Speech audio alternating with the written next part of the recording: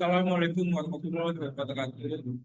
Perkenalkan nama saya Muhammad Fikri Fedo El Fahri dari Teknik Pertambangan Angkatan 2022 dengan ujung NIM 045 dari kelas A Indonesia.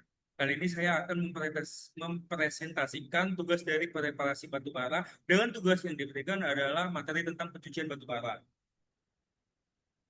Eh, Preparasi batubara. Alur dari preparasi batubara dimulai dari rock, kemudian melalui tahap penanganan, lalu permukaan atau crushing hingga proses pencucian di washing plant. Setiap tahap berfungsi mengatur ukuran, membersihkan, dan menyiapkan batu bara agar memenuhi spesifikasi pasar. Tujuan dari preparasi adalah meningkatkan mutu batu bara melalui pengurangan kadar kotor, pengaturan ukuran partikel, serta pemisahan material bernilai rendah.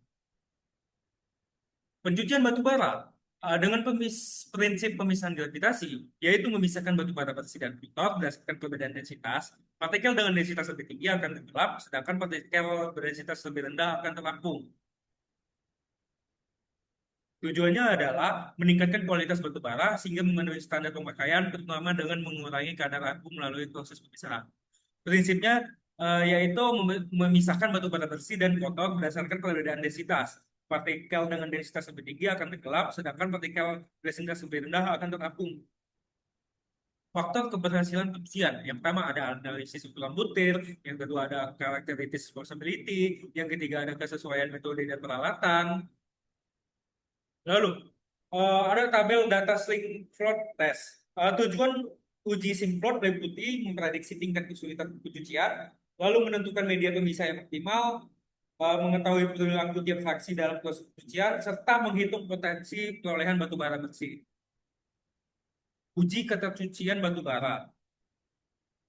Uji endap apung atau washability study adalah metode analisis yang memanfaatkan perbedaan densitas antara batu bara bersih dan batu bara kotor. Pengujian ini membantu mengetahui karakteristik ketercucian seperti jumlah material pada densitas rendah, sedang, dan tinggi, serta kadar abu tiap fraksi. Tujuannya yang pertama adalah mendapatkan gambaran mengenai kelakuan berbagai fraksi batu bara apabila dilakukan pencucian dengan metode medium yang berbeda. Yang kedua, mengetahui perolehan batu bara fraksi tertentu. Dan yang ketiga, mendapatkan berat jenis media yang paling baik untuk pencucian. Tahapan washability study. Yang pertama ada pengambilan contoh batu bara, yang kedua melakukan analisis uji ayak, yang ketiga uji free and float, yang keempat analisis kandungan abu dan belerang, yang kelima melakukan tabulasi data, yang keenam menggambarkan hasil washability ke dalam kurva, dan yang ketujuh interpretasi kurva. Tabel washability. Tabel ini berisi seluruh hasil perhitungan washability berdasarkan uji simplot, mulai dari data direct hingga parameter kumulatif and sink. Tabel ini menjadi dasar untuk pembentukan seluruh kurva washability. Tabel dan kurva elementary curve. Tabel ini memuat nilai S direct untuk setiap midpoint densitas. Data ini digunakan untuk membuat elementary curve yang menampilkan kecenderungan kadar abu terhadap kenaikan densitas.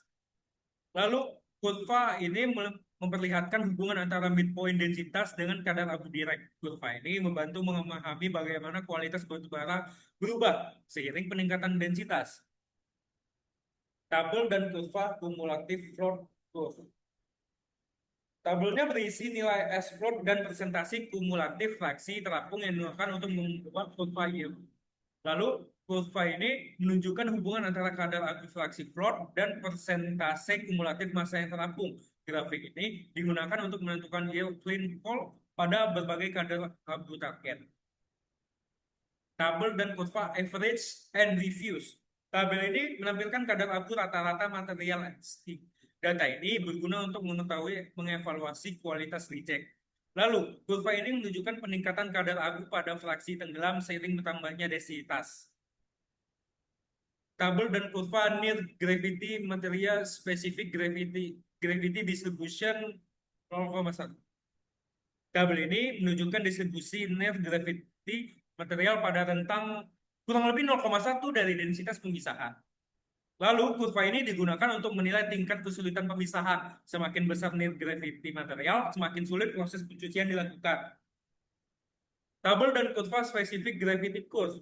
Tabel ini berfungsi sebagai dasar pembuatan kurva hubungan densitas dengan persentase flow total. Kurva ini memperlihatkan hubungan antara densitas berpisah dengan perolehan kumulatif batu bara bersih. Washability curve.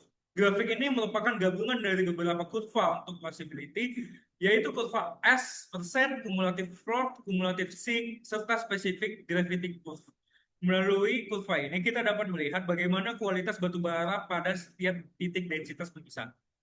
Pada bagian kurva S, persen, terlihat bahwa kadar abu meningkat signifikan pada densitas lebih tinggi, mencerminkan keberadaan mineral pengotor yang dominan pada fraksi berat. Di sisi lain, kurva kumulatif plot menunjukkan peningkatan yield batu bara bersih secara bertahap hingga mencapai mendekati 100% pada densitas tertinggi. Kurva ini membantu mengidentifikasi densitas pemisahan optimum. Semakin cepat kurva yield meningkat dengan kadar abu rendah, semakin baik kemungkinan pencucian.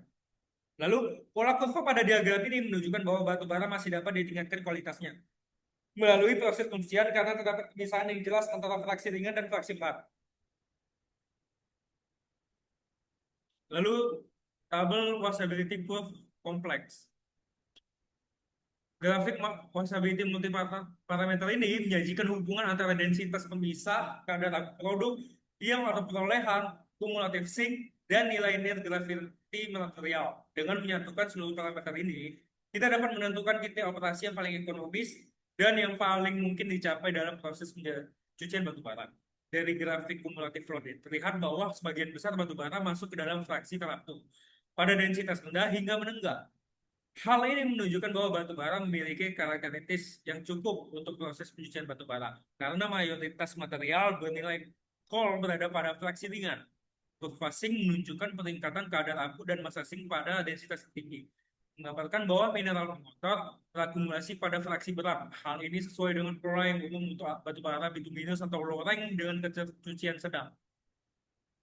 Kesimpulan, yang pertama, batu bara memiliki asrom sekitar 22% yang menunjukkan kualitas awalnya masih bisa ditingkatkan melalui proses pencucian. Yang kedua, sebagian besar massa batu bara berada di fraksi ringan, sehingga peluang untuk mendapatkan clean coal dengan yield tinggi cukup besar. Yang ketiga, penurunan kadar abu yang stabil pada densitas 1,40 sampai 1,55 menunjukkan bahwa batu bara masih responsif terhadap proses pemisahan berdasarkan densitas. Yang keempat, nilai net gravity berada pada tingkat moderat, sehingga proses pencucian tidak terlalu sulit selama menggunakan peralatan yang sesuai. Seperti dense medium cyclone, dari seluruh kurva yang dianalisis, SG optimum berada di sekitar 1,45 sampai 1,50, di mana masih di profil yang baik dengan kadar abu yang lebih rendah sehingga kualitas batu bara meningkat secara signifikan. Terima kasih atas perhatiannya. Mohon maaf jika banyak kesalahan. Assalamualaikum warahmatullahi wabarakatuh.